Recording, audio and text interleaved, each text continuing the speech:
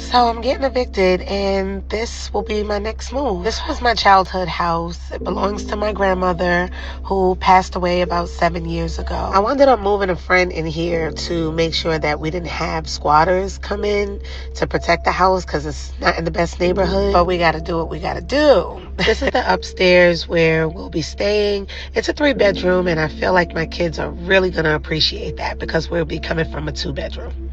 Now, let's go down to the basement where also it's a lot of clutter. Interesting story though, because before my grandmother died, I actually had a dream that I was in a restaurant with my grandfather, and he told me that my grandmother's house would be mine. This boiler was cut off years ago, so there is no hot water. Now, this is one of the parts of the house that is very concerning to me because I don't know anything about fixing this stuff, nor do I have the money to fix it at this time.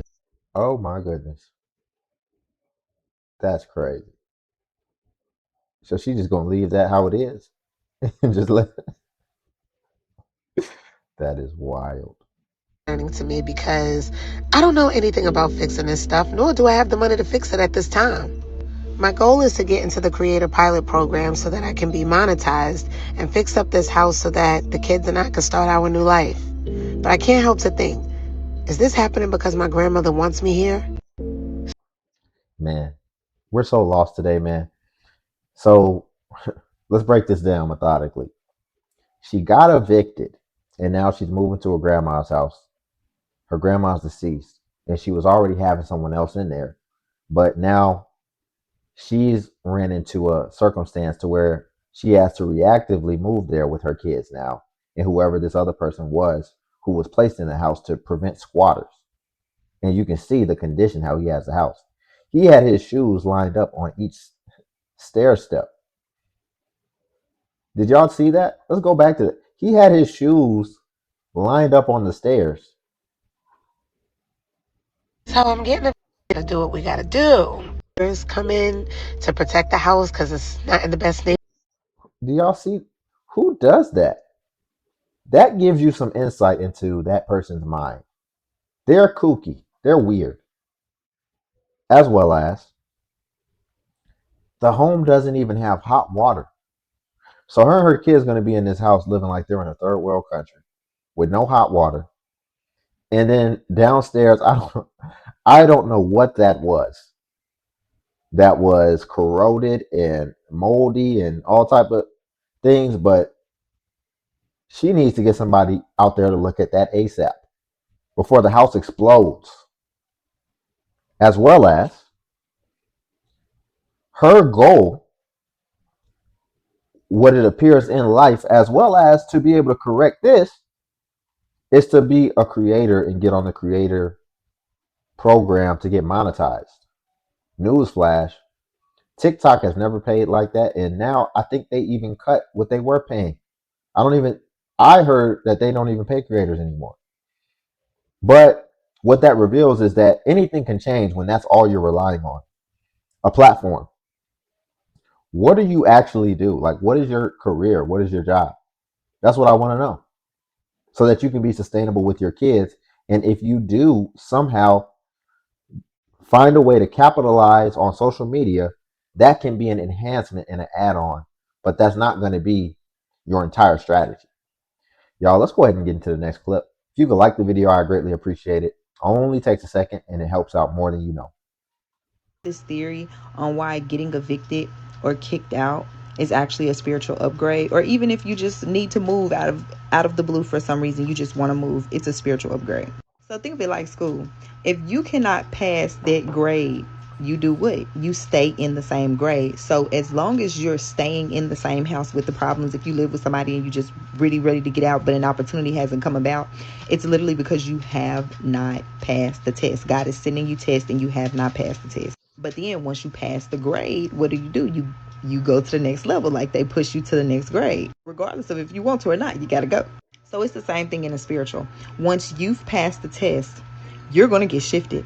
This could look like getting evicted. This could look like getting kicked out, or an opportunity, more settled options when you're grounded. It's just an opportunity coming. The house that you've been wanting is finally available, or an urge to like move to a different state, move to a different city, But if this is your situation, this is not only confirmation, this is reassurance that if you have had to move for whatever reason, you are being spiritually upgraded. Congratulations. So I have this theory. She's so lost. She's so lost. Her logic doesn't even make any sense. Yes, sure. God's not going to give you nothing that you're not prepared for, nothing that you can't handle. And until you are ready to go to the next level, in most cases, you won't. So you have to master the level that you're on and become the final boss on whatever level that you're on, in my opinion. But going off her logic, if you had a home, if you had shelter, and then you get evicted, that's not an upgrade to prepare you to make space for what you're about to get. That's a downgrade. You're losing something, and it's also going to be something that's going to be dinging on your record. And I like that she mentioned that. Oh, it's that time for you to go get a house because that's your only option now. But how are you going to afford a house if you couldn't even afford your rent? You see how that doesn't make any sense? So now you don't have the rental option because that's going to be on your record for 7 years. But now you have to get a house or you have to try to stay with somebody until that time period elapses. That's a downgrade. The only way I can see this being a feasible option to be able to upgrade and be able to buy a house is if you were maliciously withholding rent on purpose so that you can save up for the down payment on the house. And you think God will reward that? Reward that? Interesting logic. I'm living in the car. Not doing too good. Not doing too good. Might call it quits. I don't know. It's not looking too good though, y'all. Thing was closed. Y'all know I live in my van, so grabbing some stuff out of Walmart. It was snow everywhere. You feel me? It wasn't really nothing open, so just going to here see what I could find. It was surprisingly empty when I went up in there. Surprisingly, wasn't too many people in there. You know, y'all know I live in my van, so trying to find some stuff that's resourceful. Find me some snacks, something to drink. I already had water. I got a portable DVD player, so came here to find me a DVD, you know, to watch throughout the night. I know it's gonna be real cold. I'm gonna run my heater, watch me a little DVD, read the word, and you know, just enjoy myself.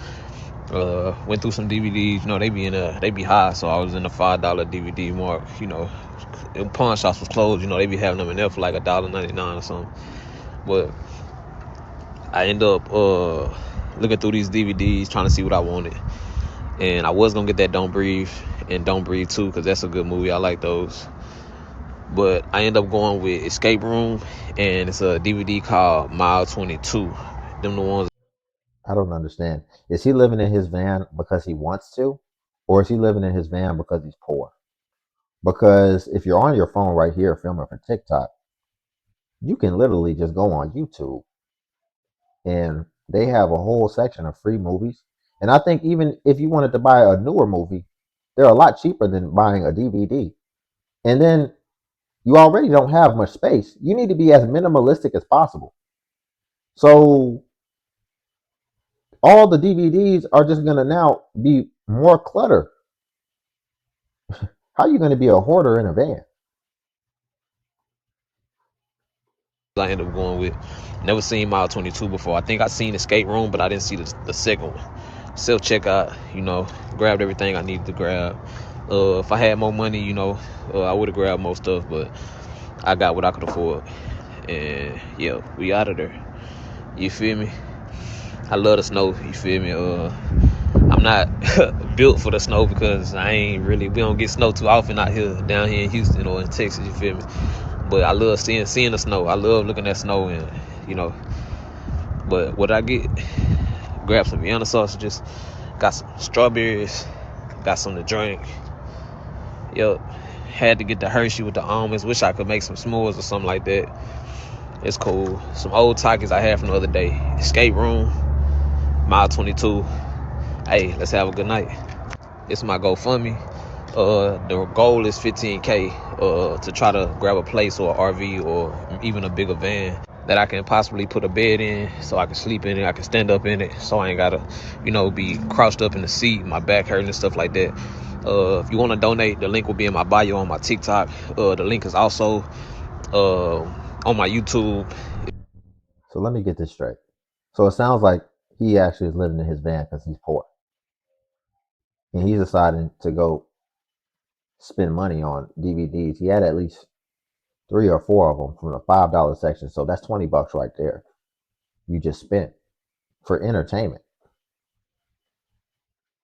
Do you need, I don't know if he has a disability or something, but he seemed like he was walking just fine. So you don't need to be investing in entertainment. You need to be investing in trying to get a job. Anybody else miss that? I'm guessing. And then something I want to flag too. His GoFundMe says, living in my van, help me and help feed others. You're getting people to donate to you for you to go and donate and feed others with their donations. Oh my goodness, man. I'm getting evicted because the man is mad because he went to jail like a week ago. Okay. He went to jail because back in April, I pressed charges on him and I got a restraining order as well. So this whole time, crazy, right? This whole time, they didn't do nothing about those charges that I had pressed. Up until like a week ago. All of a sudden, they decided to like pick up the case. Like the state picked it up and then they decided to like move forward. And I guess they processed some paperwork that had issued him out a warrant and they took him to jail. Okay? So it's like the state versus him. And then he hired an attorney, so it's like now it's the state like fighting him and his attorney. You know what I'm saying? So I felt like this whole time, like all of these past months or whatever, he just been focusing on trying to like manipulate me to put him on these little trials so he could show me he could be a father, and the court telling us we need to co-parent and we need to come up with this plan for the kid and stuff like that. That he was too busy trying to like, I feel like, get one up on me, that he had forgot that I pressed those charges. Okay. So let's rewind back to April. It was just like a shit show that month. Okay. So I had found out that he was tracking me. Like he had trackers on my car and things like that. He had hacked my phone. He had like, I guess, little recorders and stuff in my house, and he had hacked my camera system. Okay.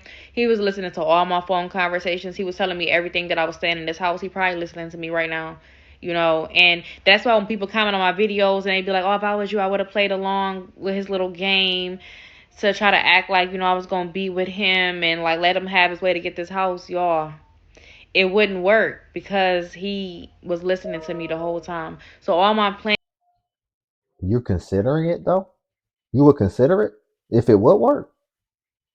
plans that I had, like even when I was thinking about moving, and then he started threatening to vandalize my new place if I move, which is why I end up staying here, is because he was listening to me in the house, y'all. Like literally all that time. And I used to think that he was like tracking me and stuff like that because I would go places that I don't normally go. Then it's like he would get to trying to FaceTime me and like steady ask me like what I was doing or what our kid was doing, when it's like sometimes I hadn't heard from him in like a week or so, and it's like you get to calling me and it's only when I'm like somewhere that I don't normally be. I thought it was weird.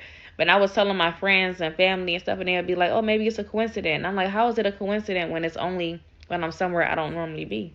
But come to find out in the end, y'all, he told on himself because he basically said him listening to me all day and tracking me, trying to like watch me every second, it was like messing with his mental to where he was like about to like flip and go crazy, basically.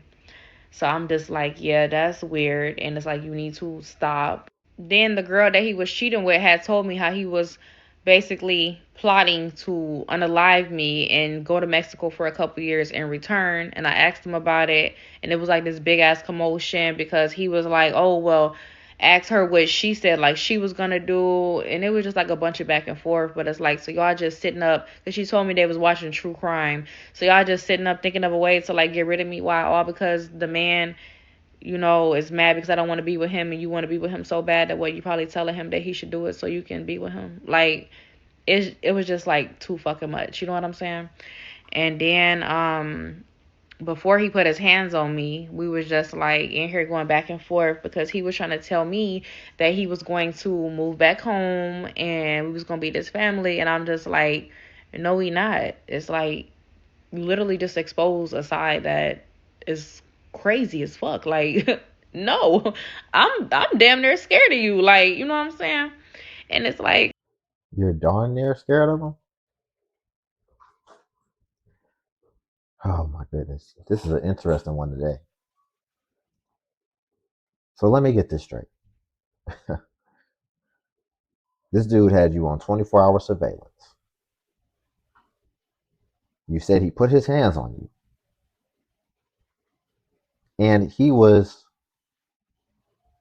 collaborating with his side chick to erase you from existence.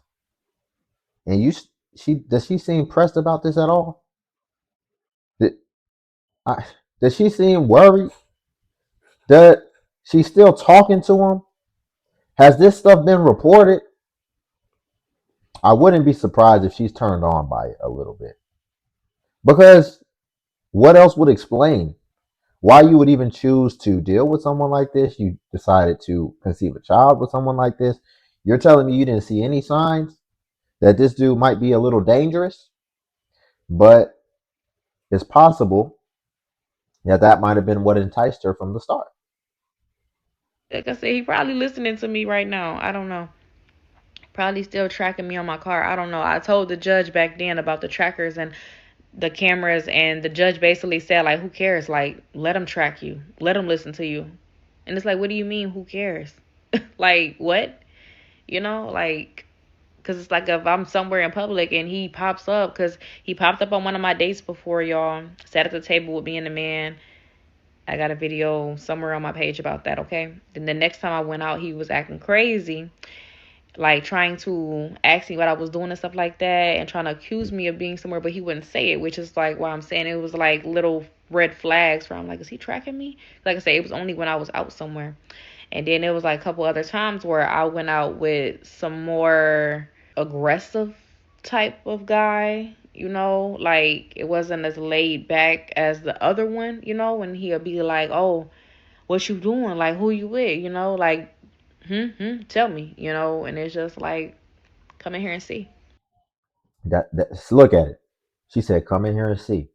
So she's basically trying to put the aggressive guy in a crazy situation that he may not even be aware of.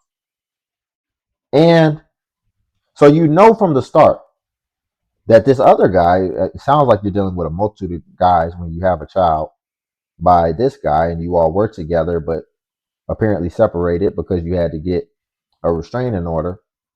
But so now you have a second opportunity, a second chance to do it the right way. And there's another guy who you know is an aggressive type of guy. And apparently he don't give a F because apparently he's willing to take on the challenge and throw his life away too for you. So what type of guys are you dealing with? And you have a child. You're not only putting yourself in a crazy situation, you're putting this new guy you're dealing with as well as your child's father, and then you could be in the middle of it as well. And you've already said that he was trying to concoct a plan to unalive you, but yet you're still playing with fire, and then you're inviting him, enticing him to come on, see what happens. You see the mindset, and these are the people who are raising the next generation, and that's sad. Y'all, let's leave it there for today. If you like the video, I greatly appreciate it. Only takes a second and it actually does help out tremendously. Also, if you could hype the video, hype is a new feature that YouTube offers where it helps smaller content creators like myself. And basically, when you hype, it actually pushes us to the extent that it pushes the larger content creators. So you just press the hype button and then it'll show you the points. And since I am a smaller content creator, we actually get more points. And then Patreon's link below also if you want to see self-improvement content. But until then, I'll catch you in the next video.